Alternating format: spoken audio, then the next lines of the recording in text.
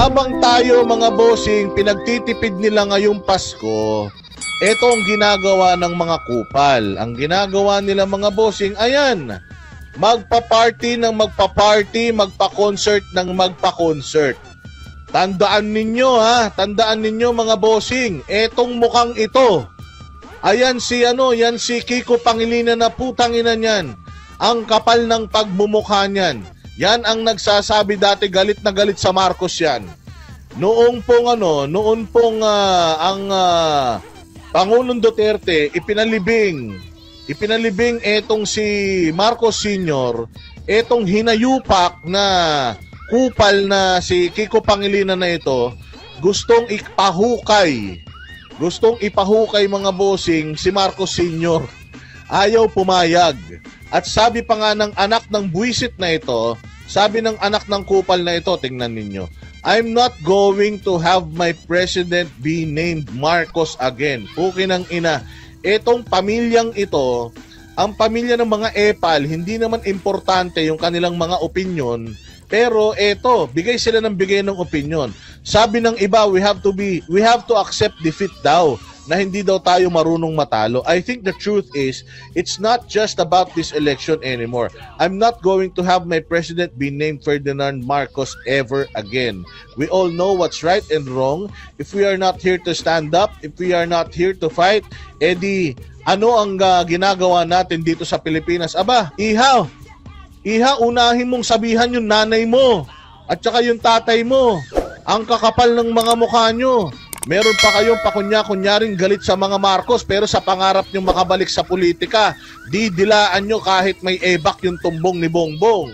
Kahit suka ninyo, kakainin ninyo. Defenders of the Sun, salamat kaayo. Sir, happy birthday ulit sa kapatid mong si Aisa. Mabuhay ka, Aisa. Happy birthday sa'yo. Sana naging masaya ngayong birthday. Ikaw yata ay nasa Chicago ngayon. She's actually from Australia. Happy birthday sa'yo. Ayan.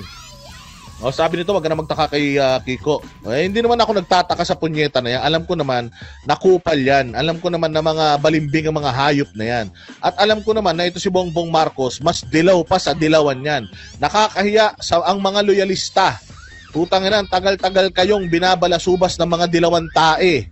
Ang tagal-tagal binabalasubas si Makoy, senior ng mga dilawan tae.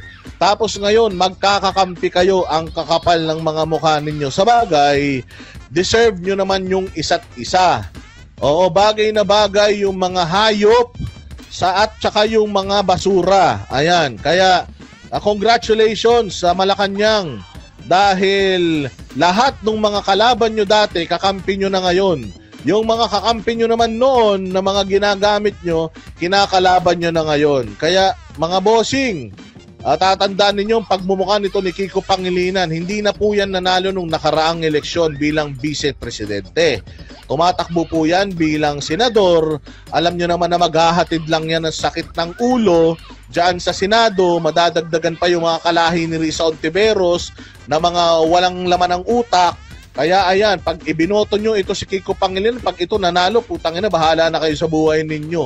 Maniwala kayo sa hindi, walang nagawang mabuti sa bayan natin itong mamang ito. Alam niya ba na yung mga kabataan natin na mga kriminal, kaya ginagamit ng mga sindikato ngayon dahil sa batas nito na Juvenile Act. Oo, yung mga kriminal na below 17 years old, nako, malayang gumawa ng krimen dahil sila yung mga hindi pa pwedeng makulong, dahil sila hindi pwedeng masampahan ng kaso dahil sa ginawang batas nitong hinayupak na ito. Kaya ilagay natin to sa inidoro, ha? Isalya natin to sa inidoro. Habang kayo gusto nila, magkano yon yung sinabi dati na budget? Magkano yung sinabi dati na budget? 500 pesos. Sabi nila 500 pesos lang ang dapat na budget ng mga Pilipino para sa kanilang medianoche at saka sa kanilang Noche Buena. Ito namang mga hayop na ito, gasta ng pera ng taong bayan para lang sa kanilang mga kapritsyo. Aba, ang mamahal nung nag-concert dito kahapon, ha? Ang lalaki ng mga artista na yan. Si Shasha Padilla, sino pa ba yung mga nag-perform dito? Marami mga nag-perform dito na mga malalaking tao. Naniniwala ba kayo na libre mga yan? Naniniwala ba kayo na walang bayad ang mga yan? O kung merong bayad ang mga yan, sa tingin ba ninyo, kaninong pera galing yung pinambayad sa mga yan? O nandiyan yata sila Vice Ganda, pero hindi ko alam kung nag-perform sila dyan eh. Pero definitely, kapag na-invite ka mag-perform sa isang ganitong event, may bayad dyan, hindi pwedeng wala. Tangina, lolokohin ninyo mga sarili ninyo kung sasabihin ninyo na walang bayad yan. Hi Boss Dada, new subscriber here. Magandang usapan yung pag-zero budget ng PhilHealth. Lagi na natin pinag-uusapan yan, pero pag-uusapan pa rin natin yan. Ayan, so pera ng taong bayan yan, sabi ni Debbie Jane. 'Di ba? Debbie Jane, pera ng taong bayan yan, of course.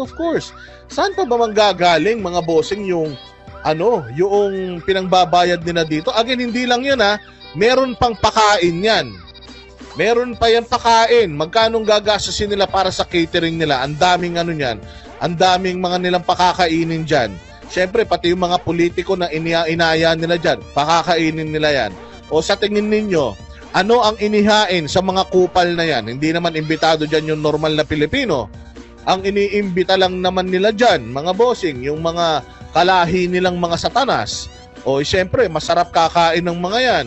O so yung pagkain na kakainin ng mga yan, bawat lunok ng pagkain ng mga yan, bawat inom ng mga yan ng wine, kain ng steak, inom ng soft drinks, putay na sa bulsa nating mga Pilipino kinuha yun. Sa pondo ng bayan, kinuha yan mga bossing. Kahit na anong sabihin nila na hindi, walang bayad yan, ulul. Tanginan yan, yung mga banda, sa tingin nyo tutugtog yung mga banda dyan kung walang bayad yan? Sinong tanga ang pupunta dyan kung walang bayad yan? Yun ng mga nagrarally, binabayaran nila eh. Yan pa kayang mga nandiyan dyan, yung mga kumakanta dyan? Di ba? Walang hiya, imposible mga bossing na walang cost ito. Milyon na naman ito. Hindi lang to basta 1 milyon, 5 milyon. Milyon to, baka lagpas 10, baka nasa 20 million or even more. Ayan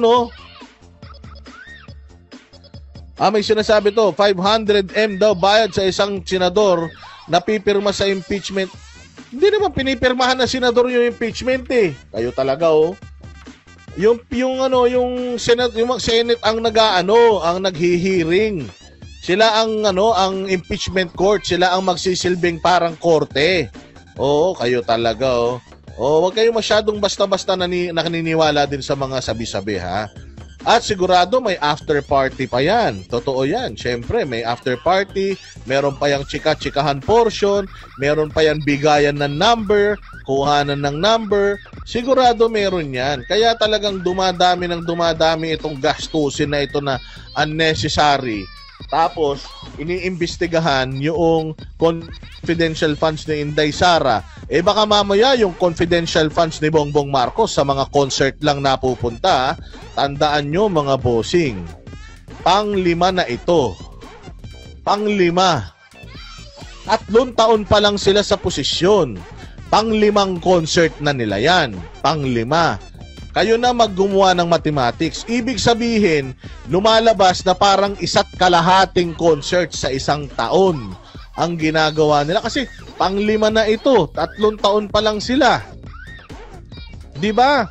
So, ganun yan mga bossing. Habang tayo pinagtitipid nila, habang sinasabi nila walang budget ang pamahalaan, habang pinagbabayad ng mga kupal ang mga sundalo sa kanilang mga pensyon, ito ang ginagawa ng mga hinayupak. Pa-concert-concert, pa-kanta-kanta, akala mo walang problema Pilipinas.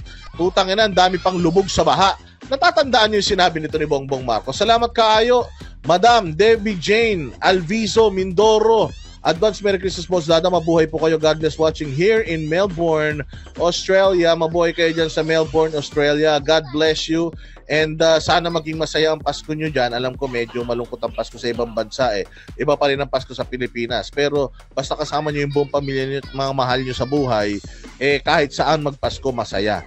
Hindi ba? Baka ibig sabihin 500 million sa bawat boboto na senador para makonvict si VP Sara. Well, pwede rin naman yan. Sa panahon ngayon, wala nang malinis eh.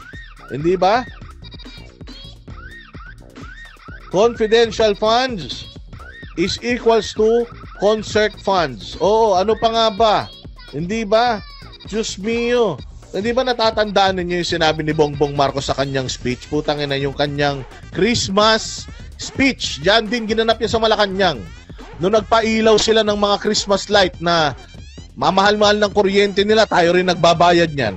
Lahat tayo nagbabayad ha. Mga bossing, lagi niyong tatandaan. Lahat tayo nagbabayad.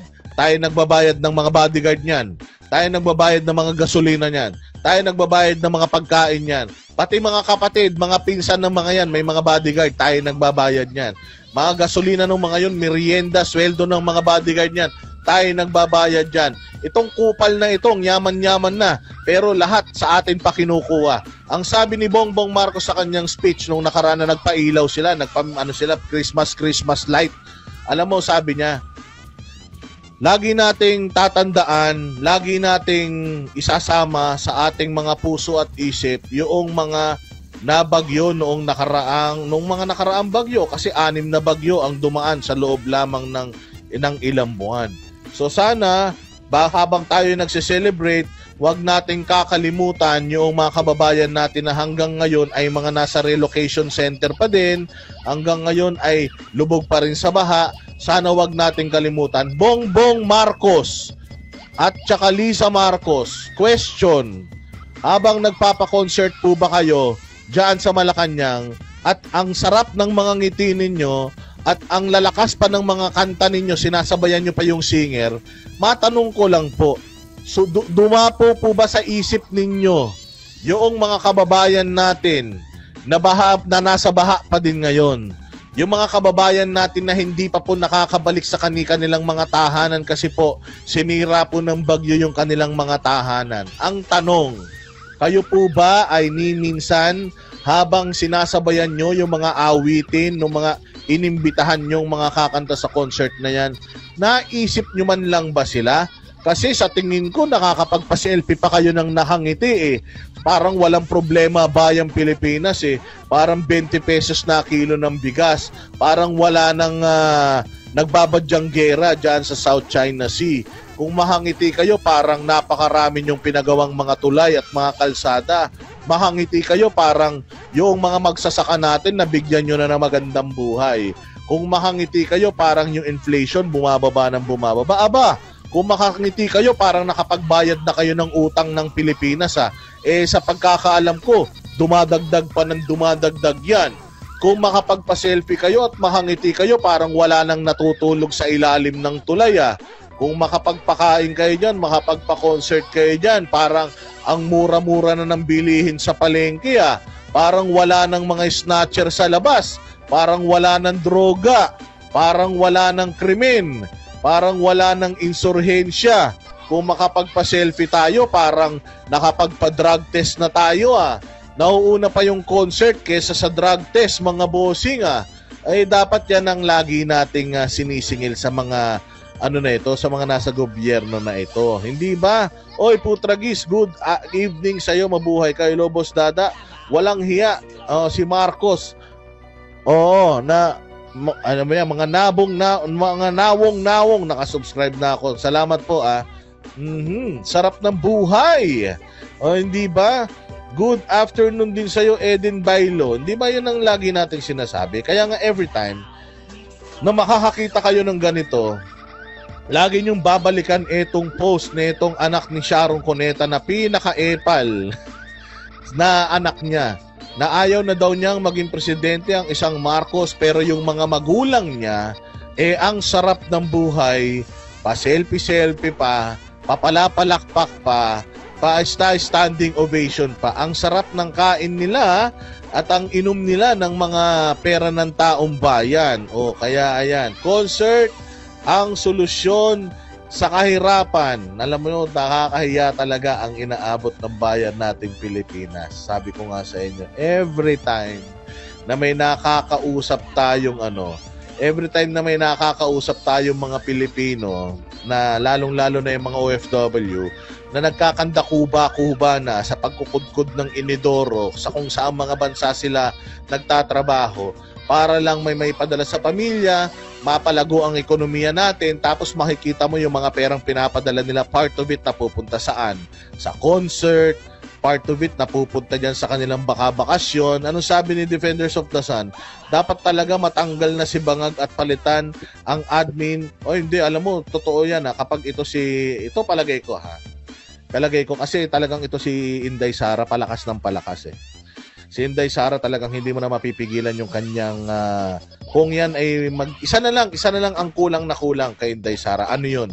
Magdesisyon siya na tumakbo sa 2028. Yun na lang ang kulang. Kompleto na eh. Kompleto na. If the elections will be held tomorrow, I am sure Inday Sara baka hindi lang 32 million ang botong makukuha niyan.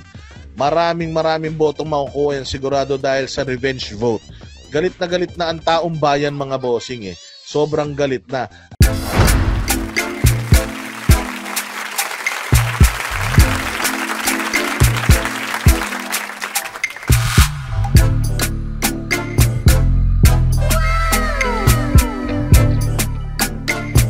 Performance will start momentarily.